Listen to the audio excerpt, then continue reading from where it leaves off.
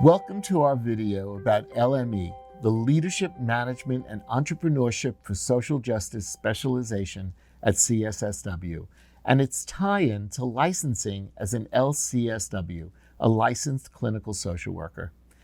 LME's primary aim is a focus on skills and techniques of creating, developing, managing, and leading organizations. Some students have requested information about obtaining the clinical social work license while specializing in LME. We hope that this video will answer your questions. The LMSW is a licensed master social worker. The LCSW is a licensed clinical social worker.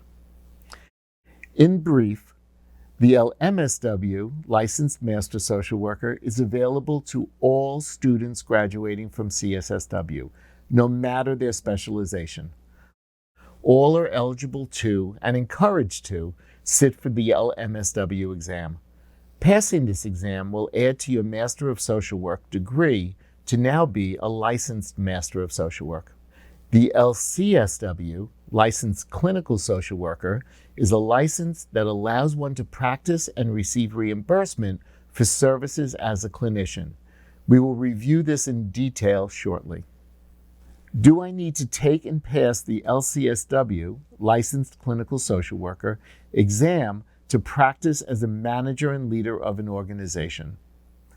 No, you do not need the LCSW. Okay, even though I do not need the LCSW to succeed as an organizational leader via the LME specialization, what if I want to obtain the LCSW anyway? Firstly, very important to consider your primary goal upon graduation.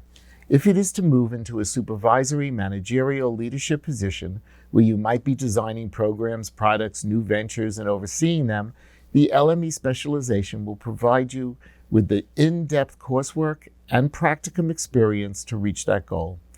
You will have several required courses and some elective courses which will prepare you well for your next steps post-graduation.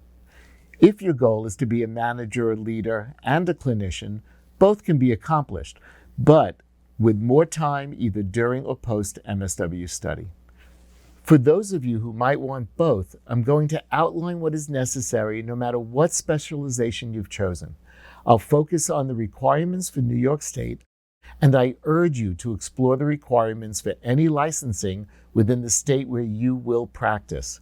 For those in New York, please also review the detailed information online. Please note that one does not sit for the LCSW exam right after graduation. There are several steps to complete post-MSW and prior to sitting for the exam. This will take at least 3 years post-graduation. Let's take a look at this list with a focus on some key areas, what I've highlighted in green. So you need to have an education that includes a master's degree in social work with at least 12 semester hours of clinical coursework acceptable to the department. And the department is the licensing bureau. If you want to sit for the LCSW exam and be a licensed clinical social worker, you need to have completed and passed 4 semester-long specific clinical courses. As an LME student, you will have taken one of those courses in your first year at CSSW, and this assumes the 2-year full-time model. You will need to take the additional 3 courses, which may be taken while you are an LME student at CSSW, but note that the course load is heavy on its own, and adding these courses and completing them is not an easy task, although some students do this. Another option you have is to take these courses after graduation at CSSW in person or online, at a reduced tuition, or at another accredited university. Reminder, check with the state that you will be practicing in. After you have graduated with your MSW degree, but before you may sit for the exam, you will need to have at least 3 years of post-MSW supervised experience in diagnosis, psychotherapy, and assessment-based treatment planning acceptable to the department. And a side note, 3 years of full-time or 6 years of part-time. Clinical experience is explained by each state and usually involves how many client-facing hours per week you need to complete, the specific type of client-facing work that is considered clinical, the amount and type of supervision you receive, and possibly more. Your direct supervisor will need a particular degree, license, years of experience, area of expertise, etc. All of this information will need to be documented specifically and carefully and signed off by your approved supervisor. New York State also requires that prior to receiving the LCSW, one will need to complete coursework or training in identification and reporting of child abuse offered by a New York State approved provider.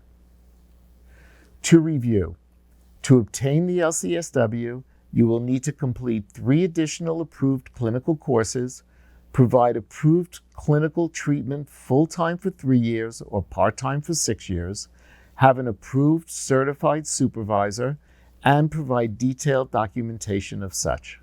In addition to the above, once you receive your license, you will need to complete specific continuing education requirements throughout your career to maintain your license. A few notes to help you consider all of your objectives, options, and opportunities as you move toward your career goals. 1. Consider your career goal when making your current and post-graduation decisions. What does your heart and your head tell you? Weigh out the variables. Post-graduation, what will help you wake up each day with a smile because you are doing the work that you want to be doing? 2. Specialization immersion is important as you develop your particular skill set and expertise. Immerse yourself post-graduation. You will come back to these early post-graduation experiences as you build your careers. 3. Expect to focus intentionally during your first 3 years post-graduation on whatever your career choices are. The first few years will leave a strong imprint and will guide future choices you may make. 4, and you've heard this before, know your state's rules and regulations. And lastly, 5, if you have questions, please ask. Ask your questions. I hope this has been helpful. Enjoy your journey.